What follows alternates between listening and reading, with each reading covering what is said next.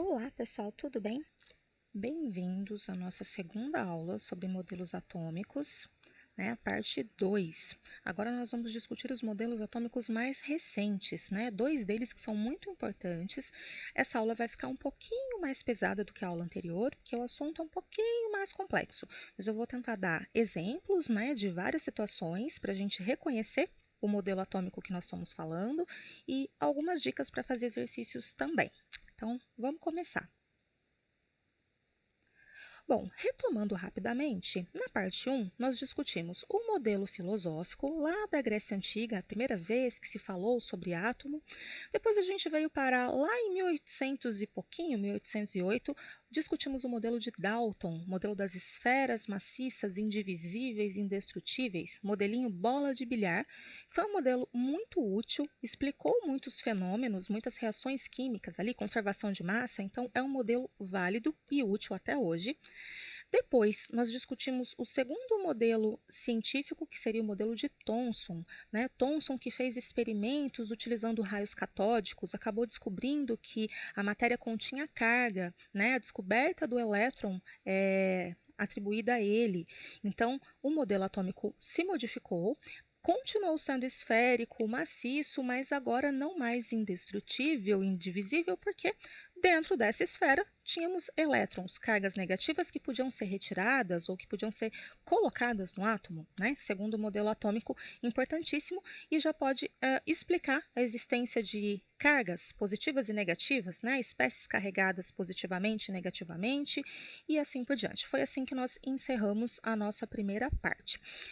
Agora, nós vamos discutir o modelo de Rutherford, mas para esse modelo surgir, foi necessário a descoberta de outro fenômeno importante na química, hoje em dia mais compreendido, bem mais explorado, principalmente também pela física, que é a radioatividade, que é a emissão de partículas por algumas substâncias químicas. Essa emissão natural, que é comum em elementos como urânio, plutônio, essa descoberta ela foi muito útil na química, na ciência em geral, e muitos cientistas começaram a utilizar a radioatividade nas suas pesquisas. É o caso de Rutherford. Fazendo uma pesquisa famosinha, um experimento que recebeu seu nome, ele conseguiu descobrir algumas novidades sobre a estrutura, sobre o átomo, por dentro. O experimento famoso que eu estou citando foi feito emitindo partículas alfa, que são partículas radioativas.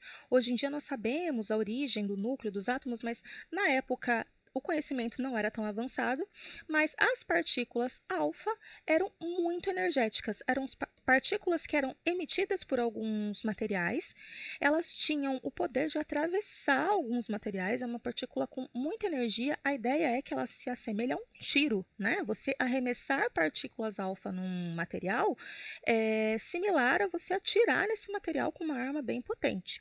Foi isso que Rutherford fez numa folha de ouro, numa lâmina finíssima de ouro, que está escrita aqui. A gente pode imaginar isso como uma folha de papel alumínio, só que substituindo alumínio por ouro, Um papel alumínio caro. O que acontece aqui? Rutherford tinha algumas coisas que ele esperava, Ele tinha algumas expectativas em relação a esse experimento, que era o seguinte: que a folha fosse atravessada pelas partículas com muita facilidade, já que essas partículas são muito energéticas, e ele ainda acreditava no átomo lá de Thomson, que era uma esfera maciça que seria atravessada por essas partículas. Isso é o que ele esperava. O experimento, esquematizado aqui de forma simples, é isso aqui. Ó. Ele tinha uma amostra contendo polônio, que é um elemento radioativo que emite essas partículas alfa. Ele guardava dentro de um recipiente de chumbo. Até hoje se utiliza recipientes, frascos de chumbo para guardar elementos radioativos, partículas desse tipo aqui, ó, alfa, elas são barradas por paredes de chumbo. Então ele guardou uma amostrinha de polônio dentro de um recipiente de chumbo. Ele utilizou também uma placa aqui para direcionar, uma placa com um furinho, para direcionar essas partículas para a folha de ouro dele. Então as partículas estavam sendo atiradas, arremessadas mesmo aqui. O que ele esperava então? Que elas fossem atravessar a folha de ouro com facilidade. Elas iam ser recebidas aqui atrás, isso aqui é um anteparo, né? Esse semicírculo aqui, esse semitubo, é, aqui atrás ele conseguia observar as partículas alfa chegando. Qual que era então a ideia? Ó, que todas as partículas, pelo menos a maioria delas, atravessasse essa folha de ouro. Qual foi a observação? Muitas partículas atravessaram, mas foram desviadas, ó, não continuaram em linha reta, vieram parar em outros lugares. E em alguns casos, não está representado aqui, mas teve partícula que foi refletida, né? Bateu na folha de ouro e voltou aqui para frente. Ou seja, a folha resistiu à passagem das partículas alfa. Isso colocou em dúvida o modelo de Thomson, né, o modelo anterior. Se o átomo era aquela massa, lembra, o apelido do modelo inclusive era pudim de passas, as partículas deveriam atravessar com facilidade, mas não atravessaram. Foi aí que Rutherford começou a formular o seu modelo. E ele trouxe, né, várias explicações para essas partículas terem batido e retornado, ou batido e se desviado da sua trajetória. A primeira é que o átomo não deveria ser maciço, né? Ele não era aquela massa compacta de carga positiva que o Thomson tinha dito. Na verdade, o átomo tinha muito espaço vazio, mais espaço vazio do que preenchido. O espaço vazio, que era gigantesco, né?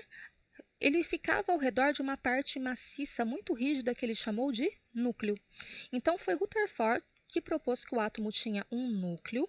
Este núcleo, sim, era maciço, muito rígido, concentrava a carga positiva, que a partir de agora, né, foi atribuído o nome de prótons. As cargas positivas de um átomo são chamadas de prótons a partir deste modelo.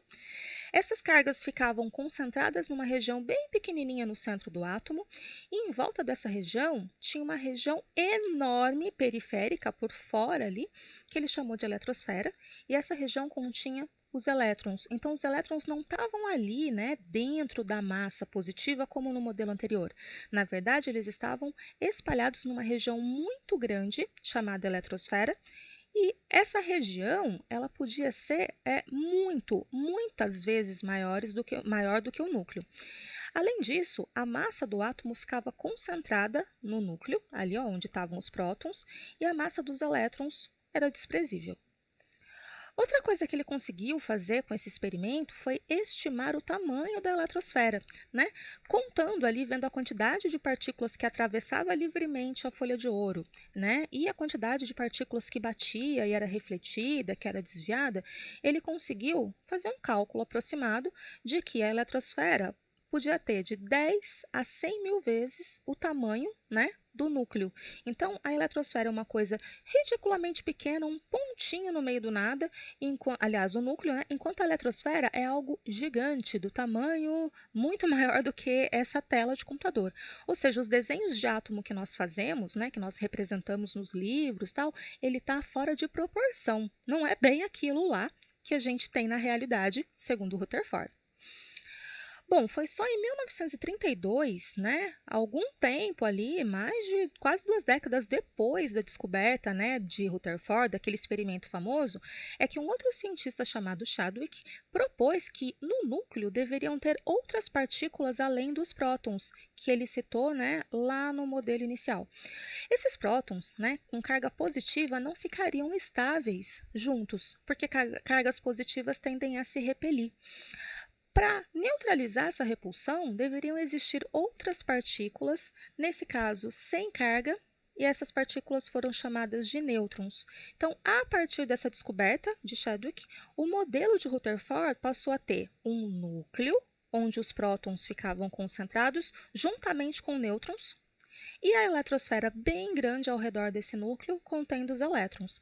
Mais ou menos isso aqui, muito fora de escala, né? Como eu disse, a eletrosfera deveria ser gigantesca em relação ao núcleo, mas a ideia é essa. No núcleo, cargas positivas, os prótons e os nêutrons, e na eletrosfera, os elétrons livremente ali se movimentando. Reparem que não tem posição específica para nenhum elétron. Eles estão aqui, em volta do núcleo, cada um num lugar diferente.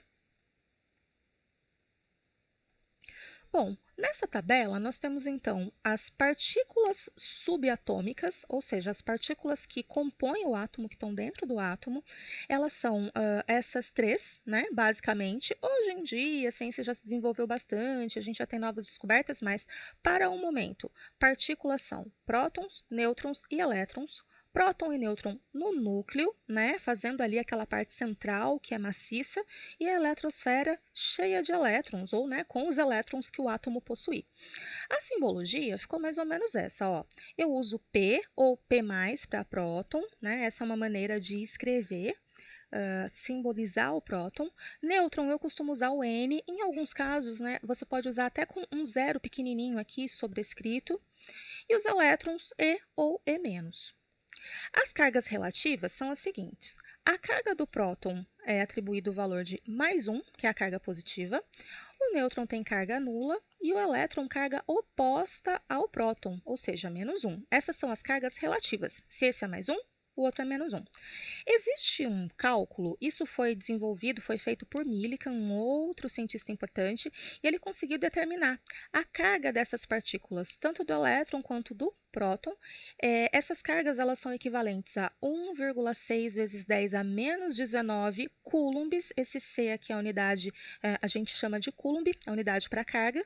O próton é mais e o elétron é menos, mas o valor numérico é o mesmo. Por isso que relativamente, né, esse é mais e esse é menos, mas os valores reais são esses aqui.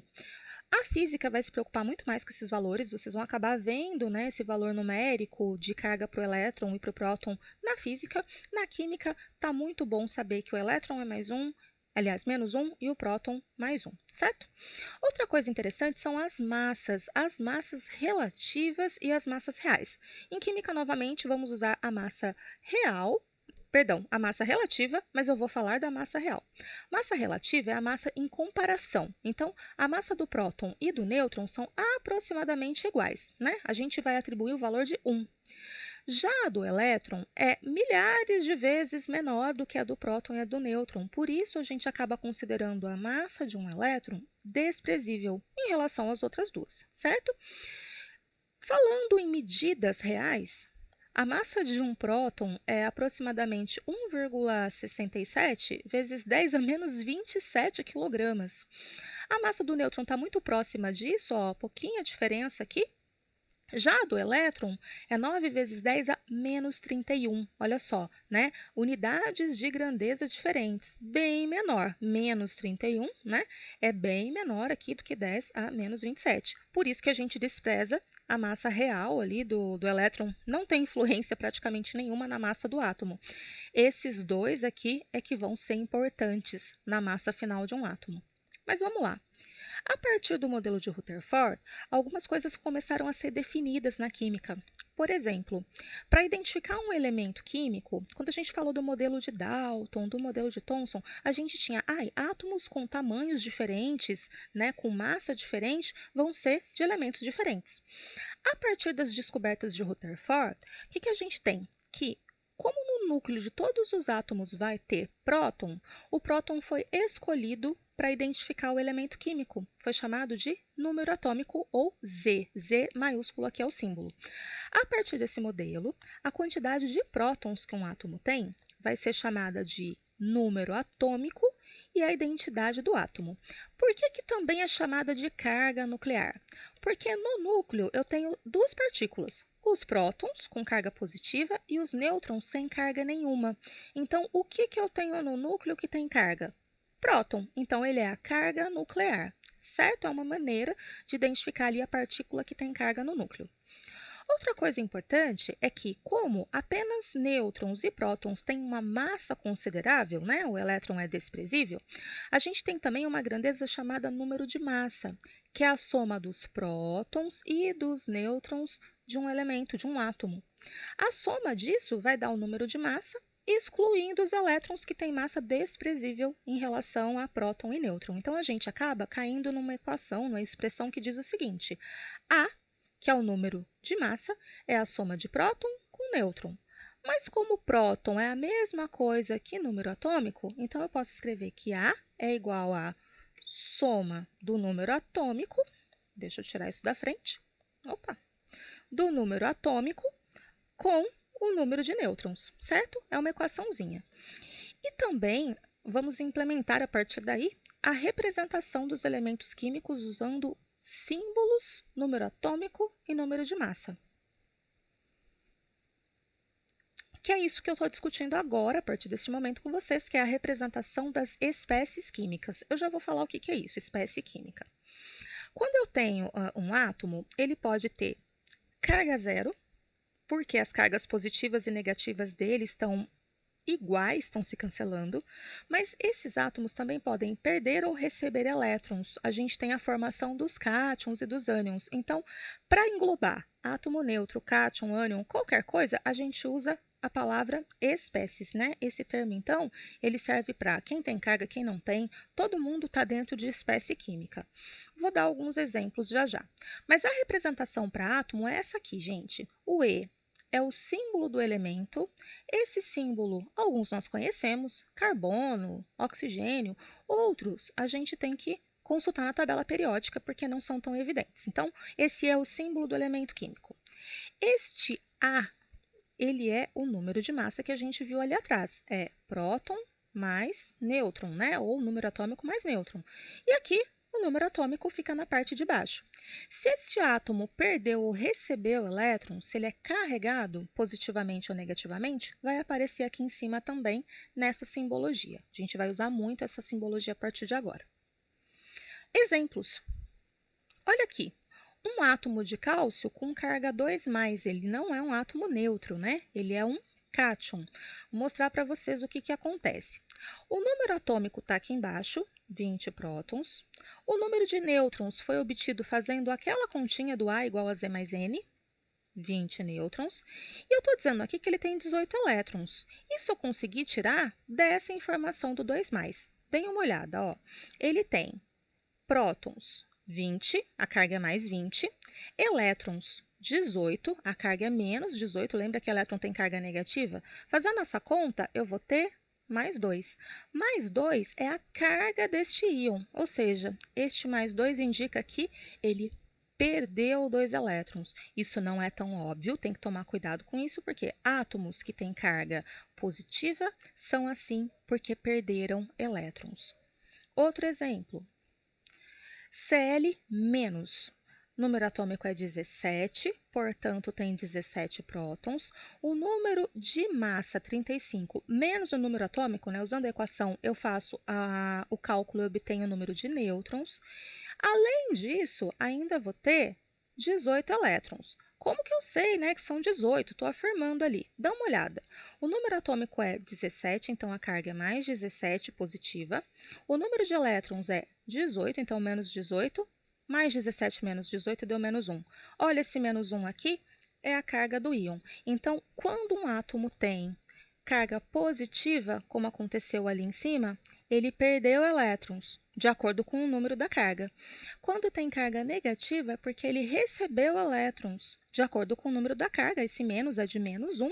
Então, este átomo de cloro, ele recebeu um elétron. Como ele já tinha 17, passou a ter 18. Então, assim a gente vai descobrindo quais são as partículas que um átomo contém. Vou fazer um exemplo bem simplesinho aqui em cima, ó, só para finalizar esse tema. Ó, se eu tiver, por exemplo, um átomo de lítio, o número atômico dele é 3 e o número de massa eu vou dizer que é 7. Esse átomo aqui, ele vai ser neutro, não tem nada aqui em cima, é como se fosse um zero.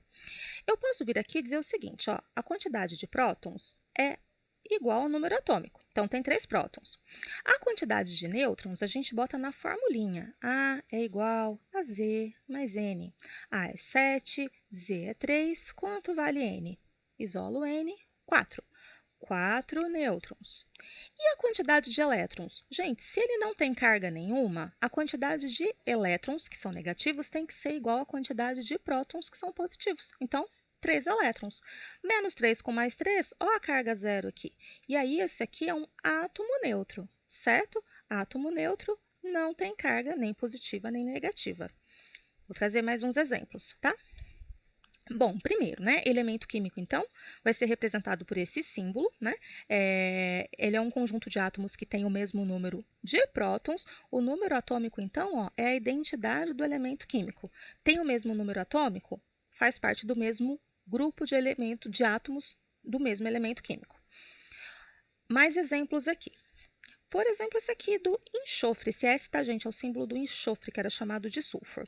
Vamos supor que uma questão peça as partículas que compõem o átomo de enxofre. Como que eu faria isso? Bom, o número atômico já sai direto do símbolo. Tem 16 prótons.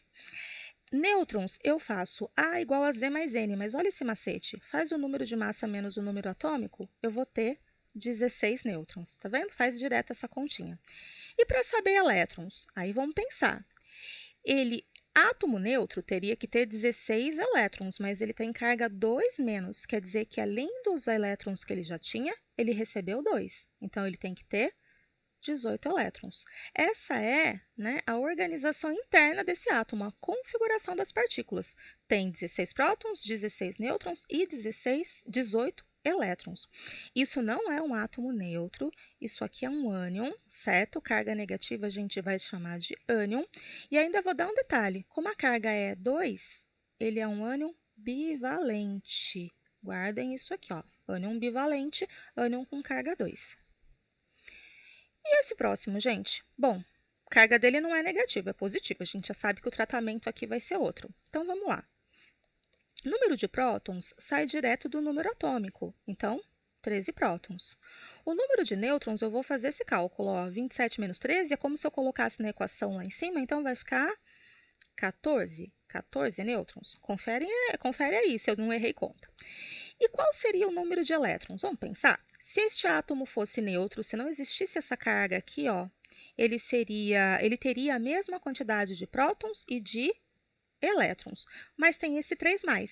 3+ indica que 3 elétrons foram retirados, então esse átomo tem um total de 10 elétrons. Se fizer a conta, gente, ó, mais 13 menos 10, vocês vão obter o valor mais 3, tá? Na dúvida, façam a continha. Este átomo não é um ânion, ele é um cátion, porque a carga é positiva, e ele é um cátion de carga 3, então eu posso complementar e escrever que ele é trivalente. Esse cátion é trivalente, ok? Por último, um átomo conhecido, o átomo de ferro, neste caso, um átomo neutro, ó, não tem carga, então, ó, você já pode até escrever, esse átomo é neutro, a quantidade de carga positiva e negativa tem que se cancelar. Então, número atômico é o número de prótons, número de nêutrons, 56 menos 26, e o número de elétrons, átomo neutro, gente, elétron e próton tem que ser igual. Então, essas aqui, ó, são as partículas subatômicas que estão dentro desses átomos, dessas espécies químicas, ok? Esse tipo de raciocínio, de relação, é muito importante aqui no modelo de Rutherford. E agora, para finalizar, vamos falar do modelo atômico de Bohr. Eu coloquei Rutherford-Bohr, gente, porque muitos materiais tratam como modelo de Rutherford-Bohr, porque é uma complementação do modelo de Rutherford. O átomo de Bohr, ele continua tendo núcleo, continua tendo eletrosfera, continua tendo nêutrons, carga negativa, carga positiva, tudo que nós vimos no modelo anterior, com uma complementação importante, que são os postulados. Bom, esse cientista, né, Bohr, ele já é bem mais recente, mais contemporâneo nosso ali. Ele, inclusive, teve envolvido nos projetos da bomba atômica, né, na Segunda Guerra Mundial. Ele já não é tão antigo. Bohr, ele postulou algumas afirmações. Essa coisa de postulado é quando um cientista, uma pessoa, uma autoridade no assunto, ele faz algumas afirmações sem ter que provar. Ele não fez um experimento como o Rutherford fez, ele simplesmente afirmou algumas coisas que comprovam, né, alguns fenômenos, que explicam alguns fenômenos na matéria. Como ele conhecia muito do assunto, os seus postulados eles foram recebidos pela comunidade científica. É um bom modelo atômico, então não tem nada de errado. A diferença é que ele não precisou fazer experimentos para provar. Bom, o que Bohr acrescentou ao modelo de Rutherford? Camadas. Então, Bohr fez uma complementação dizendo que os elétrons eles não ficavam livres, né, na eletrosfera de qualquer maneira. Eles tinham posições específicas. Eles ocupavam órbitas, camadas. Essas órbitas, de acordo com ele, eram circulares, então os elétrons eles ficavam girando em círculos ao redor do núcleo, semelhante a um planeta em volta do Sol ali, né? A ideia é mais ou menos essa, inclusive esse modelo tem alguns apelidinhos, como modelo planetário. Tem um núcleo no centro, como se fosse, por exemplo, o Sol, e a eletrosfera cheia de elétrons, que seriam os planetas girando ao redor do Sol. Dá para a gente fazer uma analogia desta maneira. Bom, aí tem mais postulados. Ele disse que essas órbitas elas tinham energia constante. Cada órbita tinha um valor de energia. Desde a órbita que fica pertinho do núcleo e vai se afastando, essa energia vai aumentando. Então, os elétrons que ficam nas órbitas mais distantes do núcleo, né? Pensa que a gente tem, vamos pensar nos planetas, né? Tem Mercúrio, Vênus. À medida que a gente vai se distanciando do Sol, esses planetas mais distantes, de acordo com o postulado de Bohr, eles teriam mais energia. Quanto mais distante do núcleo, mais energia tem aquele elétron. Outra coisa importante, que também é uma sacada aqui do modelo de Bohr, é que ele disse o seguinte, que os elétrons eles podiam saltar de uma camada para outra. Então, eles não estavam presos numa órbita fixos, eles podiam mudar para órbitas mais energéticas, desde que eles absorvessem energia externa. Essa energia externa poderia ser calor, luz, energia elétrica, algum tipo de radiação. O importante é que um elétron pode absorver energia e saltar para camadas, para órbitas mais externas, mais distantes do núcleo. Mas eles depois retornam. Quando eles retornam à sua origem, né, eles vão liberar aquela energia que eles absorveram na forma de radiação eletromagnética, que nada mais é do que luz. Se estiver dentro das nossas capacidades, né, vai ser luz visível. Né? O ser humano não enxerga numa faixa muito grande ali de radiação, mas a gente poderia enxergar e realmente a gente enxerga. A cor de muitos objetos, de muitos materiais, pode ser explicada utilizando o modelo de Rutherford-Bohr. E aí, essa parte em destaque também é importantíssima, as órbitas, as camadas receberam nomes, né? Elas foram classificadas da mais próxima do núcleo até a mais distante por letras K, L, M, N, O, P e Q. Atualmente, nós conhecemos átomos com até 7 camadas eletrônicas. Então, são essas camadas que receberam nome, né? Ou eu chamo de camada K, ou eu chamo de nível 1, camada L ou nível 2, vou afastando do núcleo e vou tendo as camadas com maior energia. No caso aqui, ó, a Q seria a camada mais distante, a camada mais energética. Então, atenção a esses trechos vermelhos que são ali, né, grandes sacadas do modelo de Rutherford. E a ideia é mais ou menos essa. O núcleo que não está em destaque aqui, está só com um sinalzinho de mais, né? Tem próton, nêutron, aquilo que nós já vimos, mas as camadas estão representadas aqui. Gente, isso aqui está em 2D, né? Está no papel, mas pense em algo esférico, tá? É como se fosse uma cebola. Então, o núcleo está lá no centro e eu vou tendo as camadinhas ali que são os níveis de energia que vão se afastando do núcleo cada vez mais. Vamos pensar dessa maneira. Aqui, né, só para representar, ó, a camada K é a mais próxima do núcleo, L, M, e aqui, ó, os elétrons que podem saltar de uma camada para outra. Essas setinhas estão fazendo essa indicação, ó, elétron mudando de camada. Reproduzindo aquele desenho ali, né, só que agora tentando entender melhor, olha só, quando você oferece energia para um elétron, eu vou fazer um desenho, tá, nessa imagem ali de cima. Então, vamos supor que eu tenho um elétron aqui, ó, na camada mais próxima do núcleo, camada K. E eu vou oferecer a ele energia, eu vou, enfim, né, dar calor para esse elétron. Estou falando de calor, que é um tipo de energia, mas enfim, pode ser outra. Esse elétron vai absorver essa energia que está vindo de fora e ele vai se tornar mais energético e vai saltar. Pode ser para a camada seguinte? Pode. Pode ser para uma camada mais distante? Também. Vou fazer um exemplo aqui em que ele salta aqui, ó, para a quarta camada. Ele está numa camada mais energética e a gente usa o termo que o elétron está excitado. Ele está numa camada de maior energia. Mas como eu já disse antes, obrigatoriamente ele tem que voltar para a posição de origem. Ele tem que voltar para cá, ó. Ele pertence à camada K, ele vai voltar.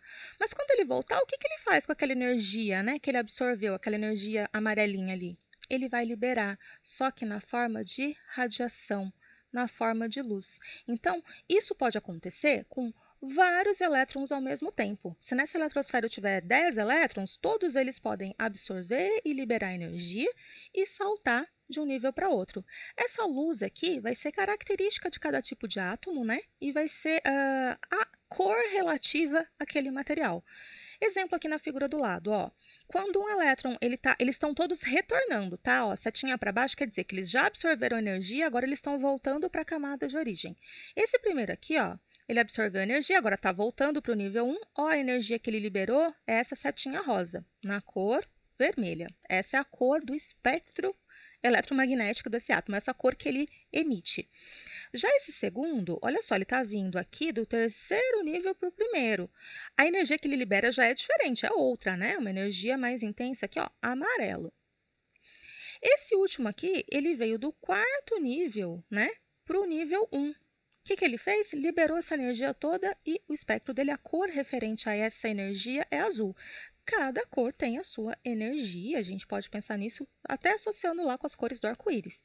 O importante é, outra coisa que não está representada aqui, é que um átomo que está, um elétron, perdão, que está aqui no terceiro, no quarto nível, ele não precisa voltar para o primeiro, às vezes ele pode liberar uma parte da energia que ele tem, depois terminar a transição liberando mais um pouco. Então, existem várias situações possíveis dos elétrons saltando dentro das camadas, deles se movimentando ali, absorvendo e liberando calor, certo? Um desenho maior para vocês entenderem o processo. Então, ó, esses 3 elétrons eles estão retornando para suas camadas de origem, só que cada um está vindo de um lugar, então está emitindo radiação em frequências diferentes, em cores diferentes. É isso que a gente tem, por exemplo, quando a gente vê fogos de artifício explodindo, né? Aí tem verde, tem vermelho. O que é aquilo? São transições eletrônicas, mudanças de posição dos elétrons que vão liberando energia em diversos comprimentos de onda, né? Em diversas cores diferentes. Bom, aí vem a parte final da nossa aula, que é entender, né, já que eu tenho camadas, onde os elétrons vão ficar posicionados. A distribuição eletrônica nada mais é do que a posição dos elétrons, né, colocar os elétrons dentro das camadas para cada um dos átomos que a gente conhece, dos elementos químicos que hoje em dia são 118. O que acontece é que lá no postulado de Bohr, ele já definiu que cada camada tinha uma capacidade, podia ter um número máximo de elétrons dentro dessas camadas. A camada K, por exemplo, que é a mais próxima ao núcleo, ela é bem pequenininha, só posso ter 2 elétrons dentro dela, 1 ou 2. A camada L, eu posso ter no máximo 8, quer dizer que eu posso ter 6, 5, 4, eu só não posso ter mais que 8. E aí, as camadas vão se afastando e a capacidade de comportar elétrons aumenta, ó, 18 na M, 32 na N, 32 de novo na O. Agora eu já estou bem longe do núcleo, a camada P começa a reduzir o número de elétrons, vai para 18, e a camada Q vai para 8. Essas são, né, as capacidades máximas, a quantidade de elétrons que eu posso colocar para preencher as camadas. O que acontece é que tem vários detalhes, né? Eu não preciso preencher completamente uma camada para colocar elétron na outra. Tem um monte de regrinha para eu distribuir, para eu colocar os elétrons. Como que seria isso? Eu vou dar um exemplo bem bobinho com um elétron, com um átomo com poucos elétrons, que seria assim, ó. O lítio que eu desenhei ali atrás é um átomo com 3 elétrons, 3 prótons, 3 elétrons. O que eu poderia dizer sobre a distribuição eletrônica do lítio? Que na primeira camada, que é a mais próxima do núcleo, eu posso ter 2 elétrons, porque só cabem 2. Mas na camada seguinte, que é a camada L, eu posso pôr no máximo 8. E o lítio só tem 3, então só sobra 1 para pôr aqui. Eu posso dizer então que a distribuição eletrônica do lítio é essa aqui, ó. Na camada mais próxima do núcleo, vou fazer desenho, tá? Ó, núcleo. Na camada mais próxima, eu vou ter 2 elétrons, vou fazer aqui, ó, isso aqui representando elétrons, e na camada um pouquinho mais distante, o terceiro elétron. Então, essa é a distribuição eletrônica do lítio. E aí eu vou tendo átomos com 3, 4, 5 até 7 camadas. Neste modelo surge algo importantíssimo. A última camada do átomo, gente, aquela que fica mais afastada do núcleo, no caso do lítio, essa aqui, né, a camada L, eu dou nome de camada de valência. A camada que o átomo tem mais distante do núcleo é a camada de valência desse átomo. É aquela que está mais exposta, mais externa, ok? Bom, mostrei com o lítio. Mas e se eu chegasse aqui e falasse assim, olha, gente, eu quero fazer a distribuição dos elétrons do urânio e ele tem 92 prótons e 92 elétrons.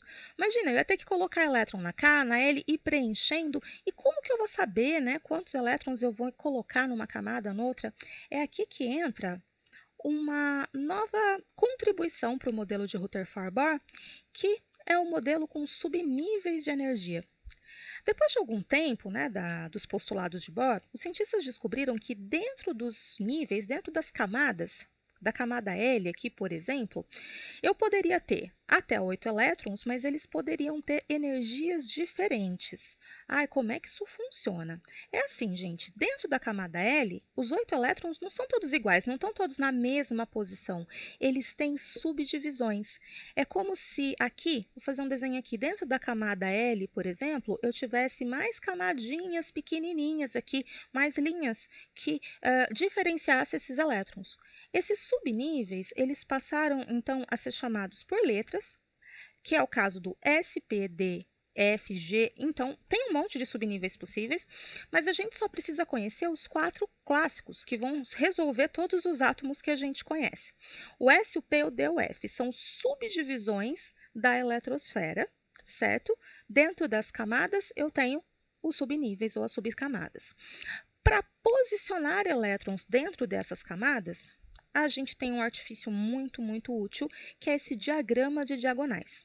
Muitos livros, até alguns professores, atribuem esse diagrama a um cientista chamado Linus Pauling. Morreu nos anos 90, é um cientista bem mais recente, mas não existe nenhuma comprovação que foi ele que elaborou esse diagrama. Então, eu acho complicado, né, chamar de diagrama de Linus Pauling se a gente não tem muita certeza que foi ele que fez.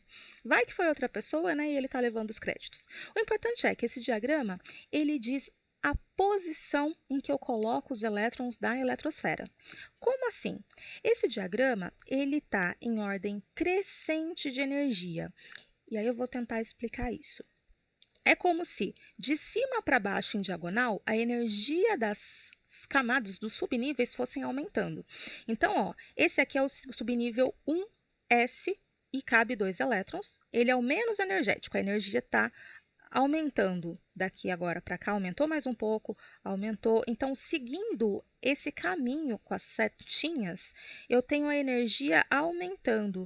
Ele está, né, no sentido aqui, ó, do aumento da energia. Vou descendo, descendo, até completar. Esse diagrama, ele comporta todos os elétrons dos átomos conhecidos até o momento. Então, é um diagrama muito útil. O que ele significa, né? O que cada coisa significa? Bom, vamos pegar uma legendinha.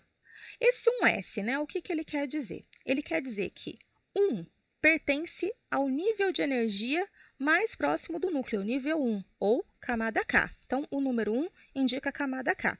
E o número 2, que aparece aqui, camada L, ó, camada M. Então, cada letra dessas vai indicando, cada letra não, cada número vai indicando uma das letras relacionadas à camada. Então, nível 1, nível 2, então 1, 2 e assim por diante. Então, número maior aqui na frente indica qual camada eu estou. A letra S, P, D ou F indica qual é o subnível dentro dessa camada. Dentro dessa camada eu tenho uma divisãozinha menor.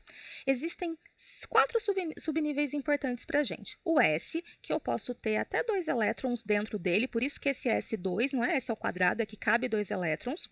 Aí eu tenho o próximo subnível, o P, que pode ser colocado nele até 6 elétrons. Até 6, então pode 5? Pode. Aí a gente tem o D, que dá para colocar até 10, e o F, que dá para colocar até 14. Repara que aqui tem o G, o H, você iria aumentando de 4 em 4 elétrons, mas não é necessário porque para os elementos que nós conhecemos, só essas aqui já servem. Então, esses são os subníveis de energia. Dentro de cada subnível, aqui como se fosse uma espécie de expoente, né, eu coloco o número de elétrons. Ó, então, é isso que está escrito aqui. O que eu estou querendo dizer? Por exemplo, se eu vier aqui, nesse 3D10, eu estou dizendo que eu estou na camada KLM, na camada 3, ou camada M, no subnível D dentro dela, que é uma subdivisão, e eu tenho aqui 10 elétrons. Certo? É mais ou menos isso. Parece muito confuso, mas eu vou mostrar o uso disso e vocês vão ver que aí fica bem mais tranquilo. Então, ó, já deixa o diagrama quieto aqui que a gente vai usar. Não é para decorar esse diagrama, é para ele ser utilizado durante os exercícios. Consultem, construam um diagrama, tira uma fotinho da internet, não precisa decorar. Deixa eu só voltar aqui. Então, esse diagrama ele vai servir para eu fazer a distribuição dos elétrons de algum átomo. Agora, vamos ver como é que isso serve, né, para fazer exercício. Supondo que eu tenho um átomo bem conhecido, eu vou escolher um simples. Esse aqui, gente, é o sódio. O sódio tem número atômico 11. Nossa, mas eu tenho que decorar os números atômicos? A tabela periódica vai trazer todas essas informações. No momento oportuno na aula, eu vou explorar a tabela com vocês. Vocês vão ver que número atômico eu tiro da tabela, não decoro, não. Bom, esse átomo, ele é neutro, ó, não tem carga aqui, então significa que ele tem 11 prótons e a quantidade de elétrons tem que ser idêntica, 11 elétrons. Vou distribuir os 11 elétrons do sódio. Eu poderia ir colocando na camada KLM? Poderia, mas eu vou usar o diagrama. Então, acompanhem comigo. Eu vou seguindo as setas. Ó, na primeira camada, eu vou colocar 2 elétrons no subnível S. Então, um S, coloquei 2 elétrons. Acabei aqui, é como se eu voltasse lá para o início. Ó. Agora eu vou para o 2S. Na segunda camada, então esse 2 indica a segunda camada, no subnível S eu vou colocar mais 2 elétrons. Já gastei 4, ó, lembra que ele tem 11.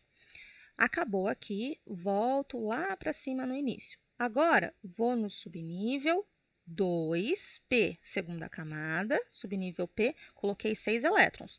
Opa, já deu 10. Lembra que ele tem 11, só tenho mais um elétron para colocar.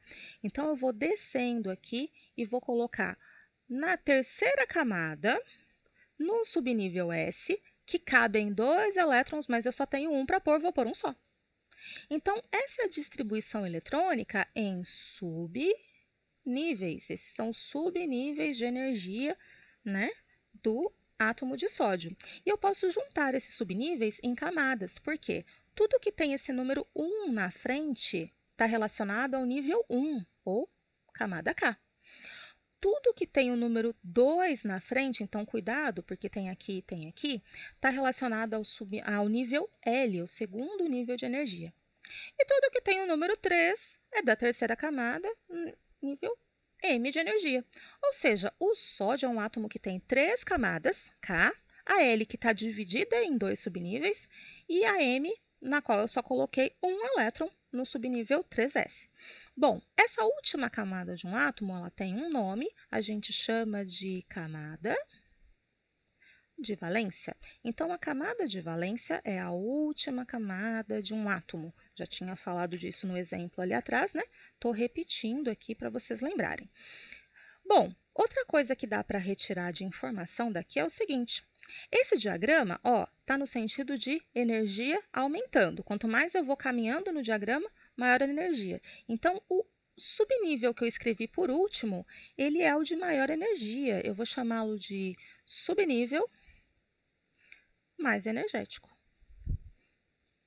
Subnível mais energético, de maior energia, vocês podem escrever. E neste exemplo, ele acabou coincidindo com a camada de valência. O subnível mais energético também é a camada de valência. Vou fazer mais um átomo aqui de exemplo com vocês. Ó, titânio é um metal, o número atômico dele é 22, e ele também vai ser, né, um átomo neutro. Deixa eu colocar o nome aqui. Ó. Então, eu vou fazer a distribuição dos elétrons do titânio. Como faço isso? Vou usar o meu diagrama de novo. Agora, eu vou apagar isso aqui, ó. Aí, vamos junto comigo aqui. Bom, primeira camada, né, eu começo aqui, ó, da 1, colocando 2 elétrons. Então, eu vou colocar 1, S2. Ó, ele tem 22, tá, gente? Eu não fiz o mesmo raciocínio porque está mais explícito. Agora, eu vou caminhando nessa sequência ali.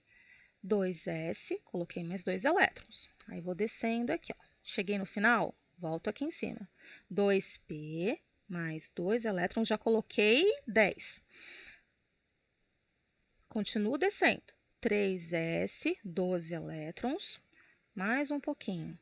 3P, 18 elétrons, ainda faltam 4.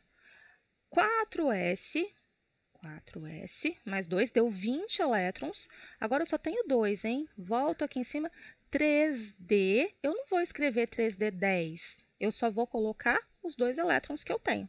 Essa é a distribuição em subníveis de energia para o átomo de titânio. Átomo bonitinho ali de metal. O que eu vou fazer agora? Eu vou juntar as camadas. Tudo que tem o número 1 na frente é relativo ao primeiro nível de energia, camada K. Número 2, camada L.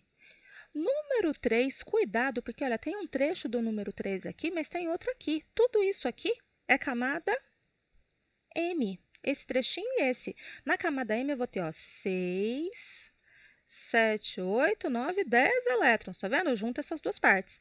E na camada N, que é a que tem o maior número aqui, ó, 4, é a camada mais afastada do núcleo, é o que eu vou chamar de camada de valência.